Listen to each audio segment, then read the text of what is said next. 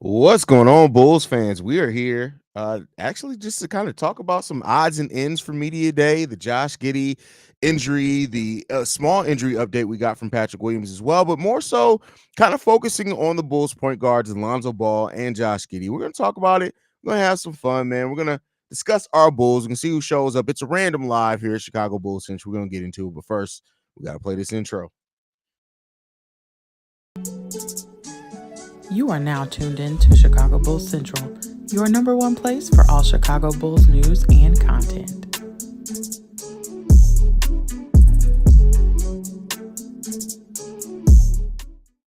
What's going on, Bulls fans? Welcome to another episode of Chicago Bulls Central, your number one spot for everything Chicago Bulls related. My name is Haize. You guys already know. Make sure you guys are following the channel at Bulls Central Pod on every social media platform we happen to be on. With that being said, let's get into it for today. So, very simple topic that I want to talk about today is the Bulls point guard situation. One thing that I did miss in talking about Media Day early, because it was kind of just thrown in there, was Patrick Williams. We didn't hear from him. I'll talk about that a little bit on the end of this situation. But we got two players here in Josh Giddey and Lonzo Ball that sit in two very different places in coming into the season for the Chicago Bulls. Now, I labeled this, and you saw in the thumbnail, the point guard curse, because I think most people would agree. Besides Kobe White's play last season, the point guard position has been largely cursed for the Chicago Bulls almost since Derrick Rose left. Like, hell, we had Jerry and Grant, Chris Dunn come through here. Tomas Satoransky was in here for a minute as well, right? So, like, overall, first of all, Vaughn, you ain't been off the grid, bro, because I saw you in those videos with that headpiece on, and you look very happy. So you was in Zen, you was in the zone. So I didn't want to ask you nothing about it. When I saw those posts on Instagram, I said, "What did they do to my boy? Why does my boy have on the headpiece, bro? Like, are we trying to get in touch with the African roots? Like, I don't know, bro. You look very zen though. Listen, you look very happy, but you ain't been off the grid completely, because I saw you with that headpiece on. That's not off the grid, my boy. That is very, very, very, very noticeable. You're very on the grid, my boy. No, but so the Bulls point guard situation has been in turmoil for the large part of 8-9 years, to be 100% honest with you, right? And so, one thing that we heard from this was Josh Giddey has not really been able to work out in practice with the team and stuff like that. Now, it doesn't seem like the Bulls are too worried about this being something that'll last going into the season. Even Josh Giddey stated that he felt pretty confident, right, in the fact that he'll be ready to go by the start of the season. Didn't really say too much about preseason, but at the start of the season, he feels like it sounds like he's very confident. He'll be there. He'll be ready to go. Things like that. So this isn't about necessarily just the injury to Josh Giddey, right? Like, that did suck to hear. I want to be clear in that. That did suck to hear, and the fact that that did suck to hear the fact that he's injured. The injury's been lingering on for a couple of months. That's not what you really want to hear for your new starting point guard, right? And so overall, though, like I said, doesn't seem to be too much concern. I'm not going to fearmonger over it until we hear otherwise or something to the contrary, that Josh Giddey's going to be ready to go at the start of the season. We're just going to go off and operate in that understanding. Josh Giddey, he's going to be ready to go at the start of the season, and it's up to Billy Donovan and his coaching staff to kind of figure some things out with him, right? But the reason why I still label this the point guard curse and put Josh Giddey on this thumbnail isn't because of the injury. It's because of the situation that he's coming into, right? And I think that you cannot overlook that while Josh Giddey is coming into a situation to where he says, "I'm getting in touch with my roots with the turban. I've been off Chicago Bulls grid," though. That's hilarious. But he's coming into a situation where they're going to have to figure out some things on the fly. And while I do look at Josh Giddey and Zach LaVine being something, I'm not really worried about that fit working. The Kobe White Josh Giddey one, and not because it can't work, but it is adding that extra hump in there, right? And so the thing is, a hurdle, I guess, is a better way. That's a bit of a pause to say add a hump in there when we're talking about men, but nonetheless, it is what it is. So there's that aspect of it. Like, you brought in Josh Giddey to be your point guard of the present and the future. At 21 years old, you're hoping that with his playmaking, the way that he's able to operate, the way he's able to start the fast break, even hearing that Josh Giddey has been locked in as far as growing as a defender this offseason, I love that. I want to be clear that there's a lot that Josh Giddey said as far as his focus, his determination, the fact that him and Kobe have already talked. He's built a relationship with Dalen Terry. All that stuff I love. I want to be clear there. I'm not worried about Josh Giddey as a player within a silo of just himself. It's more so, have you created the environment and are you trying to now force Josh Giddey to fit into a role, and you haven't really supplemented what needs to happen around him and Kobe White. Now, I could be worried about something that's not a problem. A lot of teams have multiple ball handlers at different positions, and they figure out the balance there. The one problem with Josh Giddey is that when you if you play him off ball, he's really not effective, really at all, right? And so he's still learning how to be effective in that off ball movement and things like that. So that's going to be an interesting thing. But then AK said something as well in media day that really kind of it it made me think of, all right, are the Bulls kind of putting themselves in a situation where they're going to try to force fit something? Now, he said that when AK was asked that if they're going to try to sign Josh Giddey to a contract extension prior to the start of the season, he didn't say for sure, but he did say that they plan on sitting down with Josh Giddey over the coming days. So to me, that means that they're going to sit down. They're going to see if they where he is, where his agency is, where they feel the value is.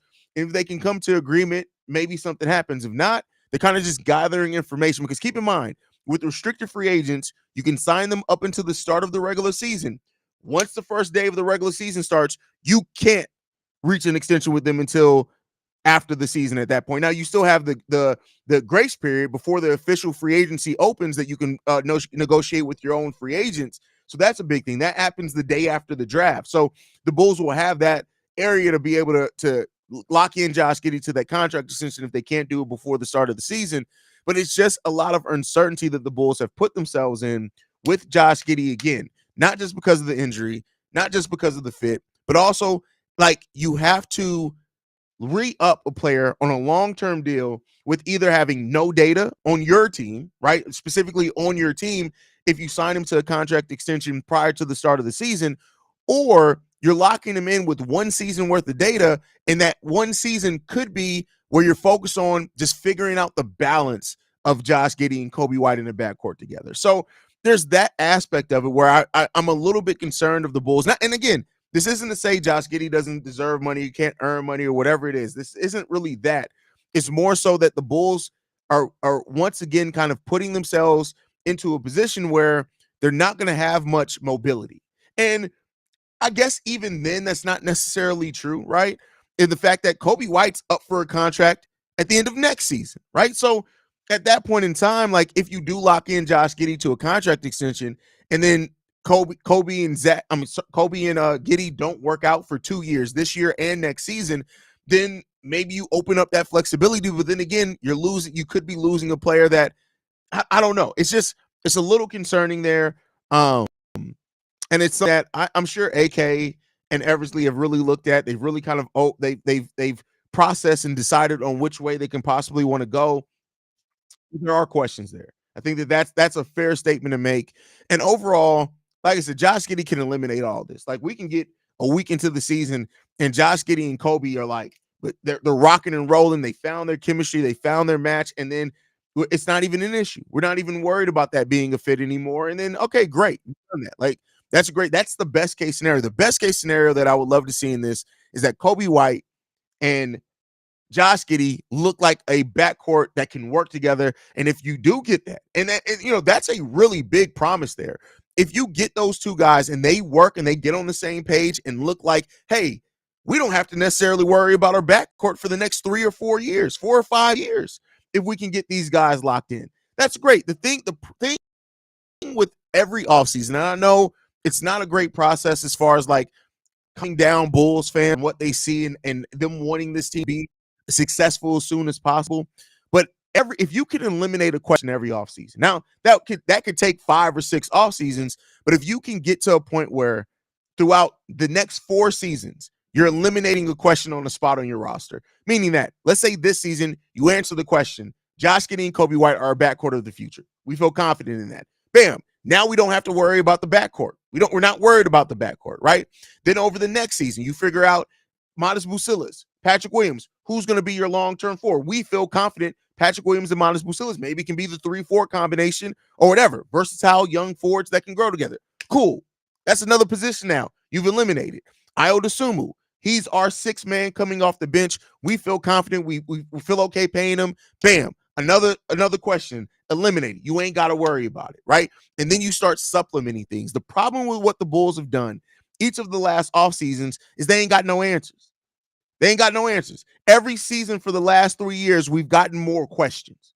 More questions, right? We thought we had some answers. Initially, after bringing in Lonzo Ball, Alex Caruso, DeMar DeRozan, Vooch the season prior to that, we thought we were getting answers. It turned into more questions every year. Is Lonzo going to come back? All right, who's going to be our point guard now that Lonzo's gone? Is Ayo Dosunmu our starting point guard? Oh, Ayo Dosunmu didn't look good. Patrick Beverly, we're bringing in Patrick Beverly. Now, who's the next starting point guard? Oh, Kobe White. Is that Kobe White had a breakout season? Oh, but now we're making moves. So now we're moving Kobe to the 2. Josh Giddey's coming in at the 1. We just have gotten more questions every single season. We have not, throughout the last 4 years, eliminated a single question about this roster. We haven't. And so you want to get to the place where you're starting to eliminate questions. That doesn't mean that you're all of a sudden this perennial playoff team that's going on deep playoff runs, but you got to start eliminating some questions. And that's where my doubt in AK and Eversley come in. We don't eliminate any questions. None. And Davin Winslow, I'm sorry. That for somebody who's already averaged 17, 8, and 6 to say that there isn't ready, or if you're talking about the injury, I read that wrong. That's on me. If Giddey isn't ready, if Giddey isn't ready, I would assume Kobe White as your backcourt. Yeah, you already know. They've shown you. Like, I think that's another kind of safety net that this Bulls team has, is that if Giddey is not ready by the start of the season, you know Ayo and Kobe have great chemistry, right? So you're absolutely right there. That's great. But to get back to my rant, right, is that this Bulls team, one of the failings that they've had is that they haven't eliminated any questions. Even in Kobe White's ascension, right, last year, Kobe White, you had a young player, and you talked about how important it was coming into that season for one of the young players to step up. We got 2 of them. Ayo and Kobe both stepped up hugely. But then in the way that you've changed the direction of the team, you just have taken 2 players that could have been answers, eliminated some things, and you've turned them into more questions now. Because now Ayo is moving from being a having chemistry with Kobe White to being a 6-man, which I think is going to be fine. I don't foresee Ayo having any issue there. But then you've moved Kobe from being a point guard where he was ball dominant, where he was one of the better clutch players in the NBA, and you've turned what could have been an answer into another question, because now we got to see if he can fit next to Josh Giddey. And I get it. I get the whys that it happened. So this isn't to attack the whys. I understand the whys of what had happened and how we got here. But you got to start eliminating questions. That needs to be the focus of this team going forward. You got to start finding answers to the questions. You ain't got the answers, Sway. We ain't got them. We ain't even got the questions.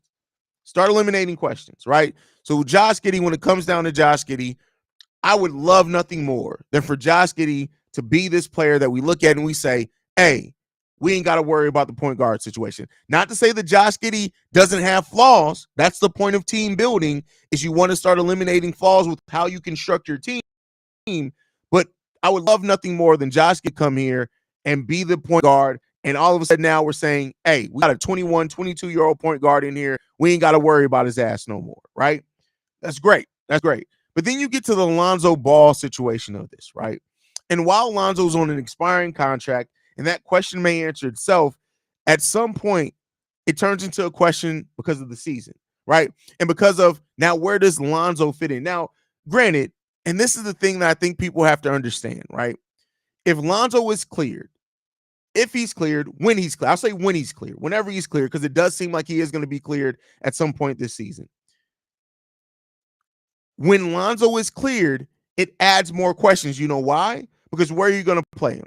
You're already starting 3 guards. And I know Billy Donovan doesn't care. You're starting Giddey, Kobe, and Zach LaVine. That's your 1, 2, and 3. You got Ayo Dosunmu coming off the bench. That's 4. We only go 8 or 9 deep, right? You got Jalen Smith.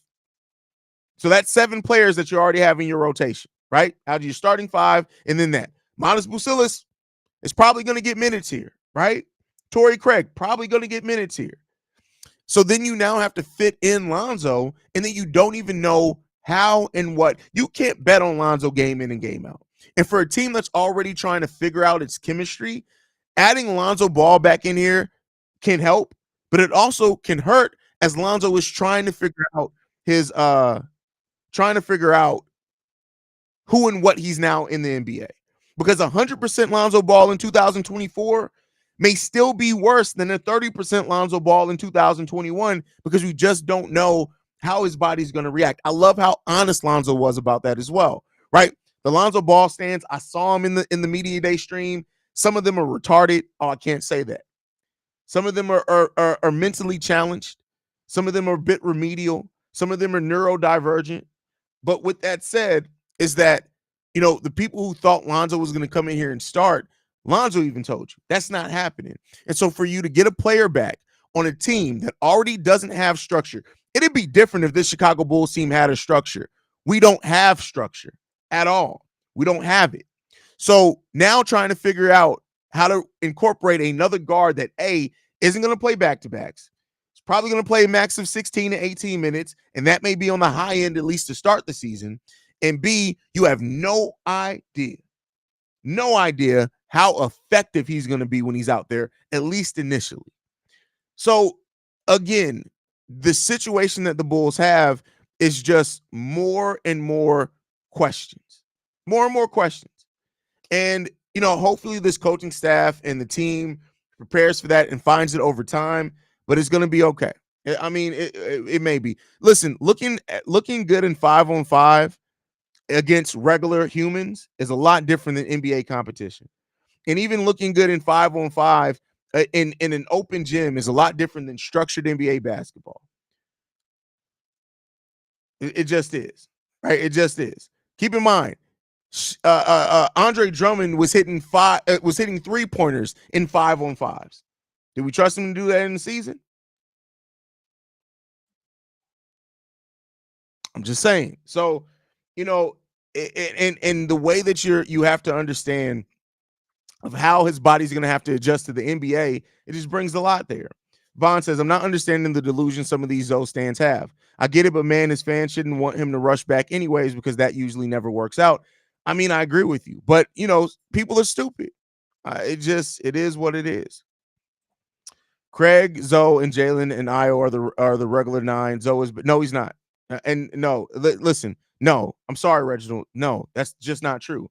Manas Busalis is going to get minutes on this team. He's going to get minutes on this team. And Lonzo, you can't bet again for a player that's not playing back-to-backs. It's going to, and keep in mind, just because he's not playing back-to-back doesn't mean he's still going to play in games, even if there's a day between it, depending on how you're not going to rely on Lonzo being part of your everyday. He's going to get some minutes, but he's not going to be part of your main rotation of your main 9 with the limitations that are there for Lonzo Ball. He's not. On top of us, again, not knowing how effective he's going to be. He's just not. He's not. So, after not playing for 2 years, cut him, son, slack, bruh. No, I mean, listen, and this isn't to be judgmental. That's the thing. This isn't to be judgmental and say, hey, Lonzo, you fucking suck because you can't play back-to-backs. No. Like, what Lonzo has went through has had to be mentally taxing as hell, right? So this isn't to blame Lonzo or say, hey, Lonzo, get your bitch ass up and play more minutes. That's not what it is, right? But it's to be realistic about where he is right now, right? And so it's not as simple as like, oh, we're going to be okay. Go and check for me the history of players that have had the players to be the first to come back from a type of surgery. It's just not there, right? Or it's not that you have the longevity of your career, or it takes you a long time to get back to. Again, look at Jonathan Isaac, and he didn't even have a rare injury. He had an injury that we've seen from in the last 30. We see every season somebody has in the last 30 years, right? And he could not come back. And even last season, he turned into one of the best perimeter defenders in the league, he still played 56 games and averaged 18 minutes. So it's not to judge Lonzo, it's just to be realistic of where you are, right? Like if your girl ain't got no cheeks and you sit there and say, hey, flat back, holla at me. Like, that's not judgmental. You ain't got no yams. You ain't got it. So, it is what it is, and we'll see what comes along with it. Shout out to Quentin says Alonzo and Giddy are extremely honest about their game. Facts. Very honest. They were both very, very honest about their games. Very honest about the games. How often does Billy play rookies over vets who are contributing? I can see a lot. And see, this is where a misconception is. Did Io play right away? He absolutely did. Absolutely did. Did Patrick Williams play right away? He absolutely did. Go back and check as well. Before Julian Phillips got hurt, he was playing more minutes and more games than Torrey Craig. He started passing up Torrey Craig on the depth chart. Everybody goes to Billy Donovan doesn't play rookies, and that's just not facts. The only rookies that Billy Donovan did not play early into their career was not Modest Bucilis, was Marko Simonovic, who apparently sucked because he's now out of the league, and Dalen Terry, who was extremely raw. We knew Dalen Terry wasn't going to be playing this rookie year. The whole purpose of Dalen Terry was to come in and play in the G League. Modest Bucilis has already played in the G League all last season. What is he going to learn from there? Folks may not even play. Billy already said people got to work there, but that's a fact. And I love that Billy Donovan said that. Now, we got to see that be for real, right? And be what Billy Donovan honestly does. But I love that Billy Donovan said that as well. Love it. Love it. Great point, brother. Great point, brother. Saddest thing in the world is a black woman with okay. That's why I should have proofread that. I die laughing at the one black reporter talking about his sales. He sells dogs. Can't take the good. Oh, that wasn't a reporter. That was Dalen Terry. That was Dalen Terry who asked that question. I posted the video on the channel. There was another angle of it. The person who asked who asked that question, it was actually Dalen Terry. It wasn't even a reporter. It was Dalen Terry. We were basically back to the Bulls before tomorrow. No, I'll say this. No, I think we're in a much better position because we have young players that have actually showed something other than Zach LaVine. Kobe has shown something. Io has shown something, right? Even Patrick Williams, while he has been disappointing, the fact that he can be a 41% shooter, solid defender, and can average 10 points per game, that's a lot more than what we have from a young core at that point in time. A lot more consistent. He's just got to stay consistent on the floor, right?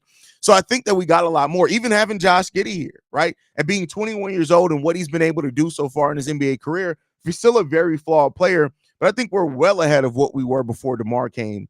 But that's still not great. I want to be clear. It's still not great, right? But I think we're a little bit better than that.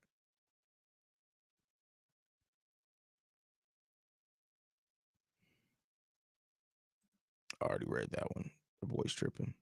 Were you kind of getting the vibe of the young Bulls making Zach feel like the vet in place of DeMar now? Looks like Zach is ready to embrace it too, but I don't know. Maybe I'm reaching. Well, Zach is a veteran. Zach LaVine's been in the league for what, 11 years now?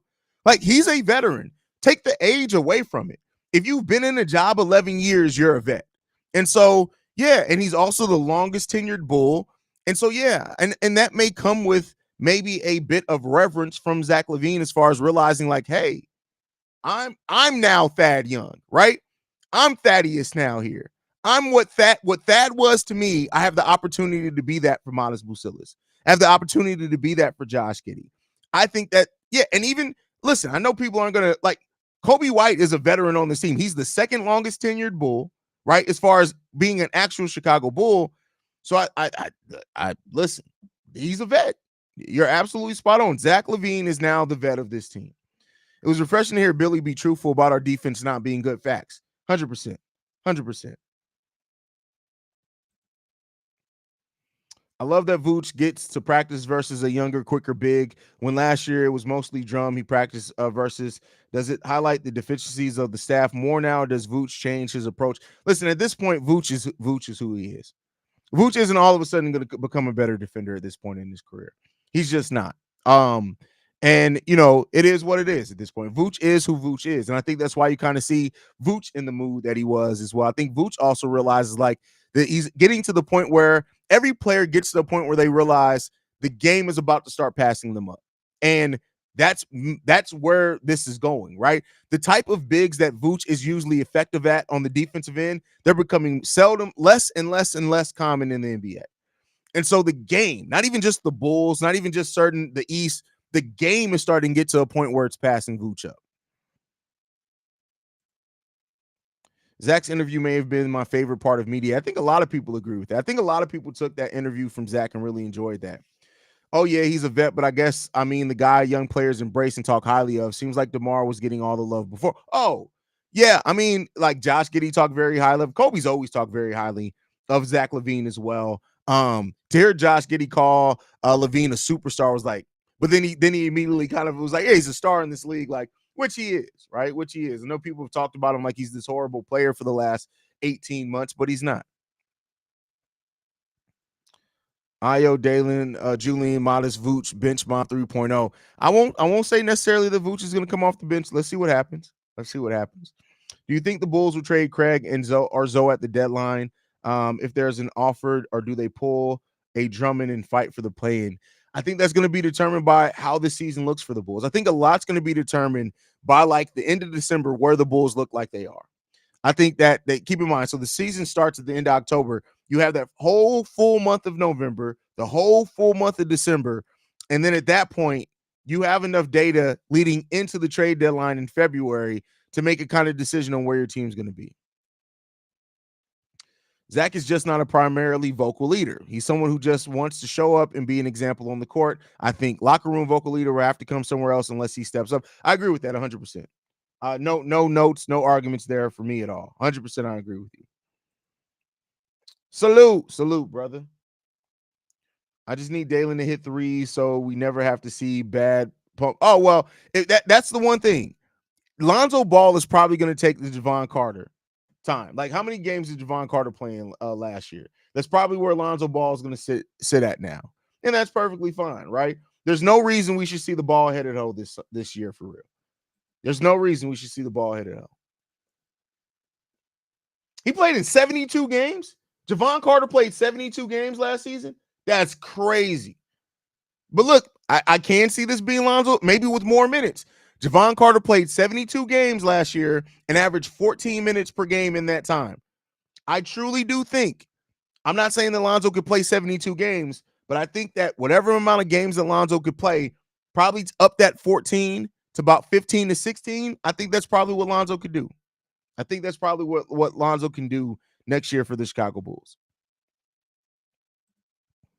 What's going on, Haize? Hope you're doing well, brother. Thank you, Denord. I'm doing mostly okay. I'm alive. I'm not dead. So there's that. There's that. My stomach has been killing me today, but that's because I'm old and I have to realize that dairy don't sit well with me no more. It just doesn't. Is it possible to ban Javon from the UC? I don't think so. He has a badge. He's an employee technically. So, that's what it comes down to.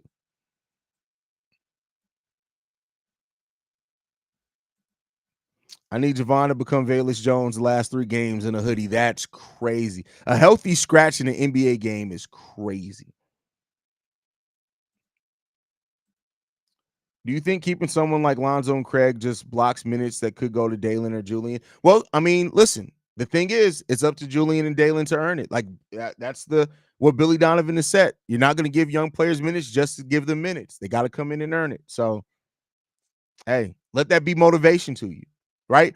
If I'm a 22-year-old in the NBA that was drafted and there's a 32-year-old guy ahead of me that we're clearly not a playoff team and they're not playing that, it's not like Torrey Craig's burning the world out there. You take that personally. That's what these young guys need to do. They need to take it personally. No dairy, no hot foods, age don't play. I'm cool with hot foods, don't bother me. It's that damn dairy, bro. Like I made rasta pasta yesterday for dinner, and I ate it. Heavy cream goes. I'm just noticing anything with heavy cream, it kills my stomach. It kills my whole vibe. It tastes good, but it kills my whole vibe.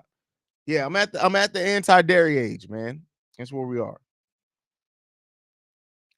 Is Javon the new ball boy with Marco gone? I mean, at least he's not a 6-foot ball boy. I really haven't heard or seen anything from Julian.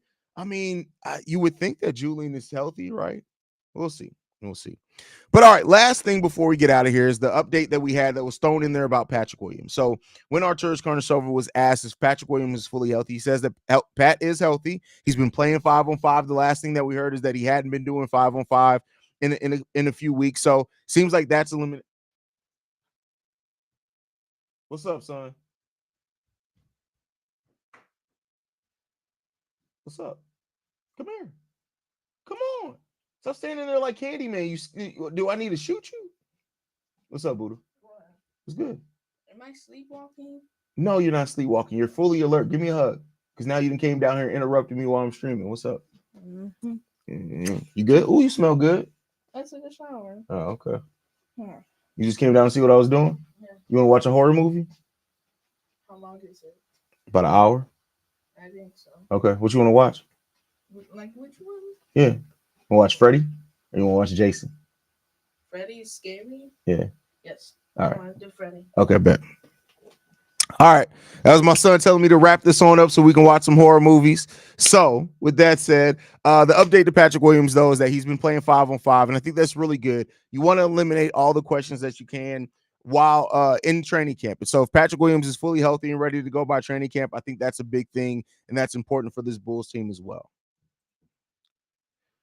Does Batum make the roster, and if so, does he get minutes? That's a big question. That's a big question. We'll see. We'll see. I mean, it all comes down to everybody got to earn it. Everybody has to earn it, right?